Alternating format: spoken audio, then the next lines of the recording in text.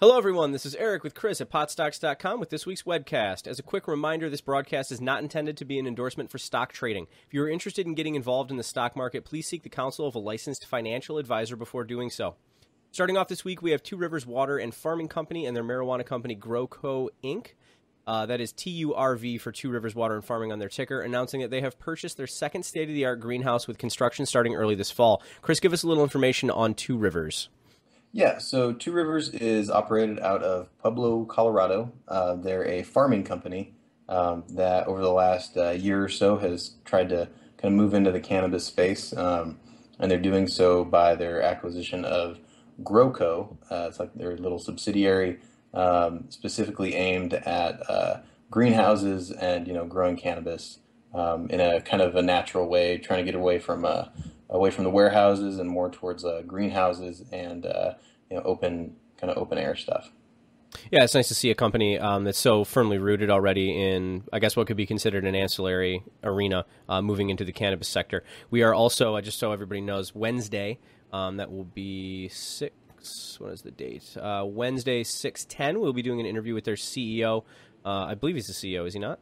Yeah, CEO John McCowan. Yep, John McCowan. So that'll be up on our YouTube channel. So remember to subscribe and get the notifications. It will be doing that. It'll be a very informative and insightful interview for everybody that's interested in getting involved. So please check that out. Up next is a very insightful article from Ryan Barnes at MJI News. Full Circle Capital and Advanced Cannabis Solutions, FULL and CANN respectively, are working with business development companies. And a little information for the viewers. Business development companies do not have to register as investment companies with the SEC, but do have to register their securities with a regulator. Ryan's article points out some of the opportunities and avenues businesses could potentially look at, as financing in the cannabis market is very scarce at the moment. Essentially what they would be doing is some high-risk sort of not dodgy, but they're moving around the fact that you can't bank is essentially what they're doing. So, Chris, give us some insight there.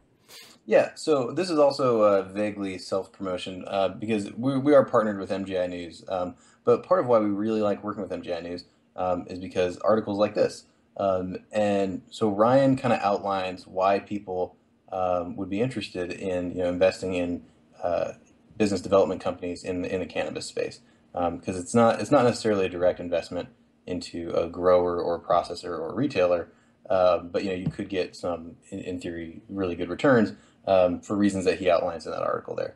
But basically, the kind of explain it like I'm five version of this is that because these companies in the cannabis space are having some banking problems and they can't get loans from federal banks, then they have to look for alternative financing, like a service like Full Circle Capital would provide.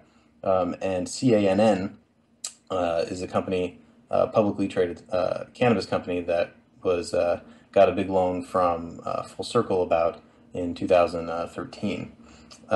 So this is kind of like a strange experiment that Ryan kind of outlines that there's a whole lot of rewards involved, but there's some risks as well, which some investors in these stocks are kind of seeing right now.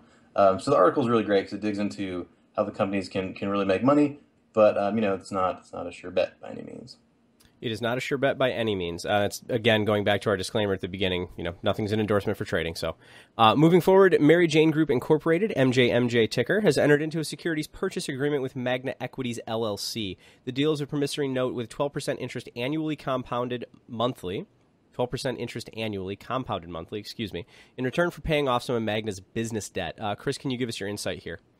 Yeah, so to bring it back to like a trading level, if you go to OTC markets to whatever ticker that you're trading or following, you can look at some of the filings for these companies, and they'll show how many convertible notes they have out and for how much. And basically, when these the holders of these notes, turn them in at a certain set date that's in those filings, then those shares basically come back into the share count.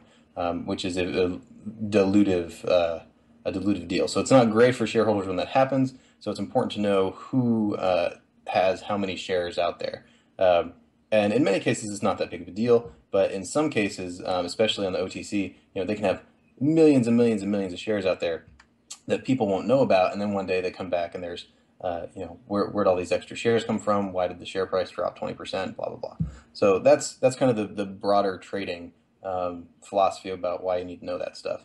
But this story, particularly with MJMJ, is actually a good segue from that last story, where basically these guys are taking one of those loans from, was it Magna Equities, at a 12% interest rate. So for now, that's good for them because they're paying off some debt, and their share price will probably jump because of that. And I think it did it did 64%. But you need to be cognizant of that. In May 2016, all those shares will likely be sold off again. Indeed. This is an excellent opportunity for us to point out that there is a full docket of events in this coming summer in the cannabis sector. So please be sure to check out our website, potstocks.com, for all the upcoming news, events, and everything that's going on in the cannabis world. There's going to be a lot of stuff happening, so you're going to want to know who is where and when. So moving on to the cannabis news this week, the United States House of Representatives on June 3rd reauthorized 6 amendments that prevent federal authorities from interfering with medical marijuana businesses where the substance is legal. Please, Chris, have a crack at this first. Yeah, so the biggest of these is the Rohrabacher-Farr Amendment. And it basically prevents the use of federal funds to arrest or prosecute either individuals or businesses for medical marijuana as long as they're compliant with state law. So that's a big deal.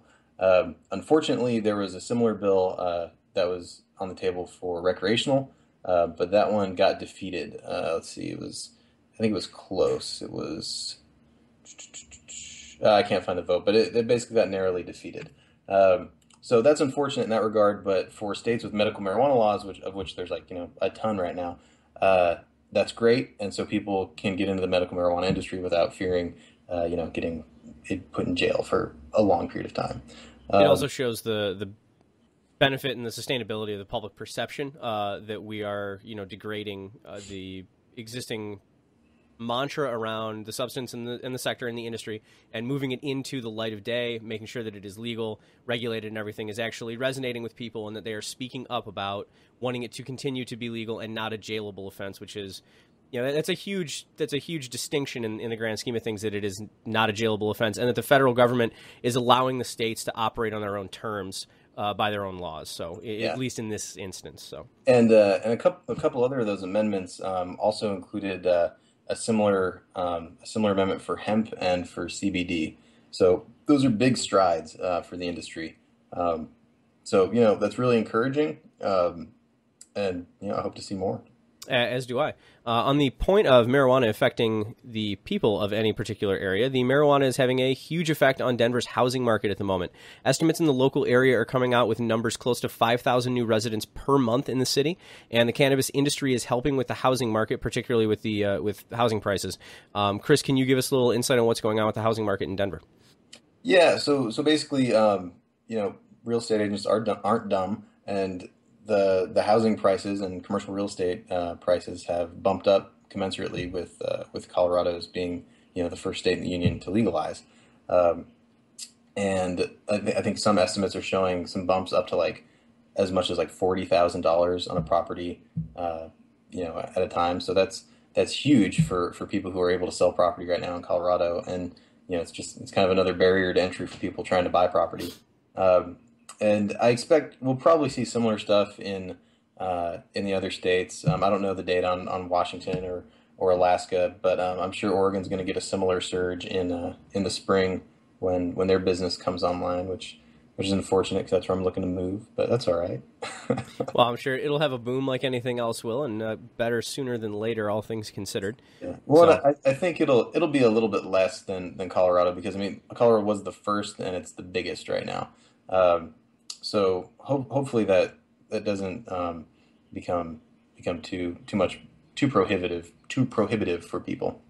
No, I don't necessarily imagine that it will. Eventually, it's got to taper off, and I don't know necessarily that Oregon will have such an influx of new residents as Denver is having, and I'm assuming the surrounding areas. I haven't seen any metric data on the surrounding areas, but I don't know that Oregon will have that strong of a draw, particularly because Colorado already exists, as you aptly pointed out, as a legal marijuana bastion. So, all right, Chris, can we move forward into some ticker information then, and give us an idea of what's going on and what we can look forward to?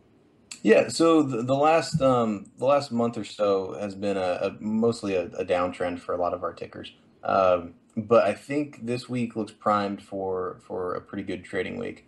I'm seeing a lot of volume picking up, and so again, we're talking about trading here. We're not just talking about long-term investments, but 2 to 3 day swing trades, maybe even a week, maybe 2 weeks in some instances. So I'm looking at, as we mentioned before, MJMJ. It started picking up really big volume this week. It was up 64% on Friday, and I think that might just be the start of that run. I'd look on Monday for some retracement, and then if that volume remains consistent through the week, it could be a really good play. I'd also look at BTFL, that's Monarch America. I'd look at an entry for like 8 cents. That seems to be a consistent level of support.